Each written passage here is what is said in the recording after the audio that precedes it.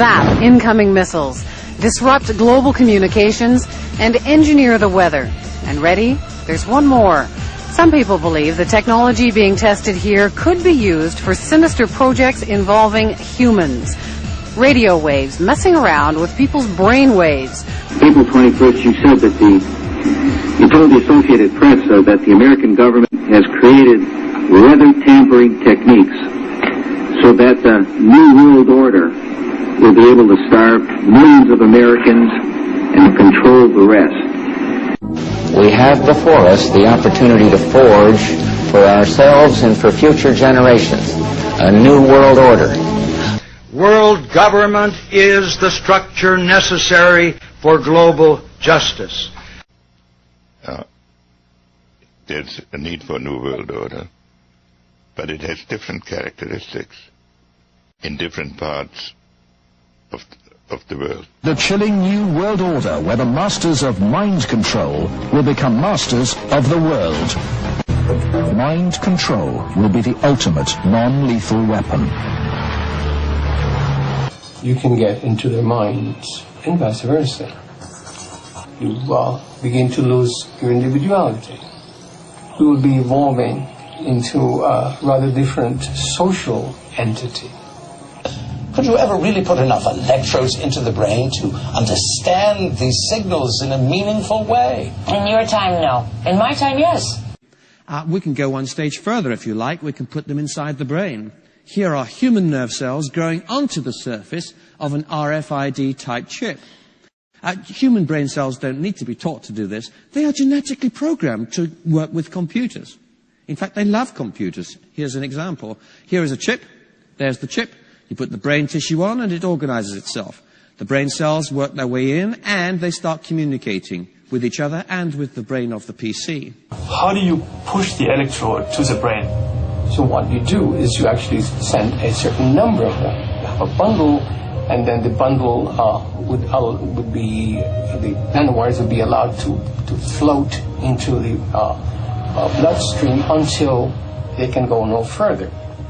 Like it or not, though, the brain-computer interface is coming along pretty quickly. And once you figure out how to get a single electrode to accurately record brain signals, it's not too hard to get thousands to work. It's mostly a matter of miniaturization. National Security Agency, the NSA, visited us. And these guys they sort of have a mystique, being members of the intelligence community. The people who came are very smart. They're dressed in suits that cost more than I make in a year. I think some of their interest is potentially sinister. Dr. Persinger's tests suggest that carefully programmed electromagnetic frequencies can tap into individual brains and influence people's emotions. The cognitive processes of the human brain are really quite simple. And if you understand how they work, you can make entire populations think and decide the manner in which you wish. Similarly, using the appropriate field, we can induce fear and apprehension. It's such a wide tapestry of social engineering, biological engineering, guinea pig testing going on against all of us, psychological, chemical in nature, genetic.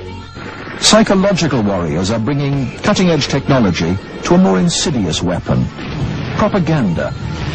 We're moving toward third-wave modes of warfare, which apply information, knowledge, intelligence, strategy, deception, media, the use of the media for managing the perception Persinger thinks the implications are chillingly real. Suppose you generate a field that produces fear, fundamental fear, in large numbers of people. And then, over the television, more traditional ways, you say, the reason we're having this fear is because of this particular group. And now you start to move the population believing in a direction that you wish.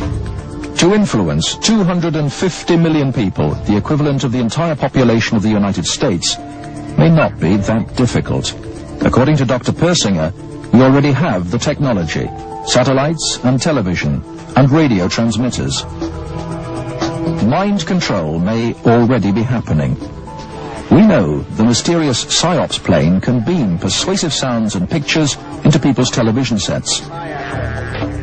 will it someday beam disturbing frequencies directly into the mind? It turns out until 9 years ago, the government had the right under U.S. law to conduct secret testing on the American public under specific conditions. Only a public outcry repealed part of that law, with some exceptions. Maybe we were a biological experiment of some kind. People say the government is up there in airplanes spraying all kinds of chemicals to change or manipulate the weather, leaving what you see there, and they call that a chemtrail. Since the 1950s, whole cities have been bombarded with live bacteria, supposedly harmless, but causing illness and death for some Americans. Later, the 1994 Rockefeller Report concluded hundreds of thousands of military personnel were also subjected to secret biological experiments over the last 60 years. I got sick, my wife got sick, my daughter, everybody that lived here got sick. Everybody in the whole town came down with like a flu, only it was a really hard flu. It didn't last like 7 days, it lasted like 7 weeks to 2 or 3 months. Could a strange substance found by a Southwest Arkansas man be part of a government test? Well, that's the question at the heart of a phenomenon called chemtrails, now getting widespread attention. Another report here. Government scientists propose geoengineering Earth's upper atmosphere and then admit they've already been doing it. In the last 6 months, thousands of government publications have admitted they are altering the atmosphere. There's no longer a debate about chemtrails. They just say the details are classified, shut up. They're having it basically added to the jet fuel by law. That way it's compartmentalized. The companies buying their jet fuel have nothing to do with it. It's just done. And the nuclei is being entered into the atmosphere. And they have darkened the Earth by 20% according to NASA. They are terraforming us, altering the atmosphere. Those who fear chemtrails could be secret biological or chemical testing on the public point to the 1977 Senate hearings in particular, which confirmed 239 populated areas had been contaminated with biological agents between 1949 and 1969. And he says they're disposable coffins, I believe he told me. And he says there's 100, at that time, he said there was 125,000 there. They were stacked, he told me, 15 high. I asked him who owned them, and he stated that the CDC owned them and that they were leasing the land.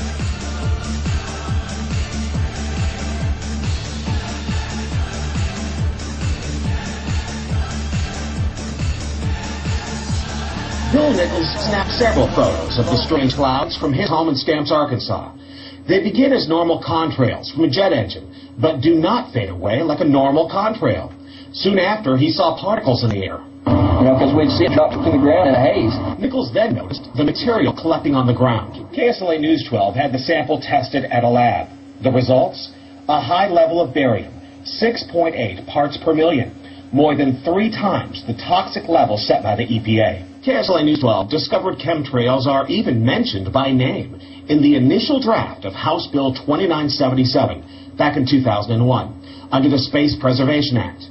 But the military denies any such program exists. And what I found was unusual spiking since the early 1990s in barium, aluminum. Rosalind Peterson of California Skywatch says health department records show a sharp increase in both chemicals in the water supply of Northern California, dating from the time the huge contrails first appeared over her home in Mendocino County. It had to be airborne, because how could it get to such diverse regions of our county? We have jets going in every direction. We wanted to find out exactly what effects barium has on the body.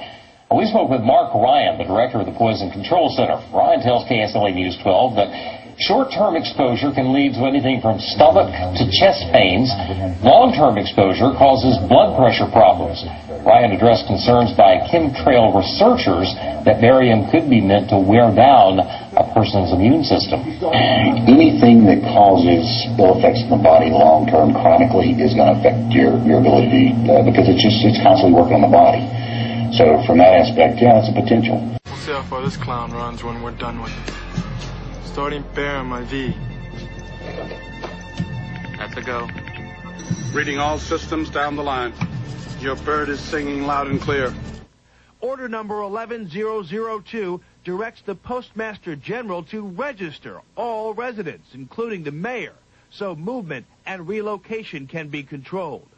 Privacy advocates say they're concerned these chips could monitor or track people, medical records could be abused, and a person couldn't remove the chip if they wanted to. How much any device that we connect to the brain is there to help us, and how much it's there to monitor or control us. We should be controlling things. Things should not be controlling us. So suddenly you have not a human.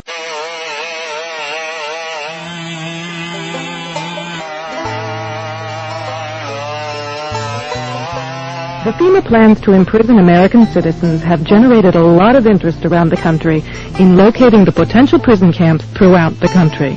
First, we Americans are going to have to yield up some of our sovereignty. That's going to be, to many, a bitter pill.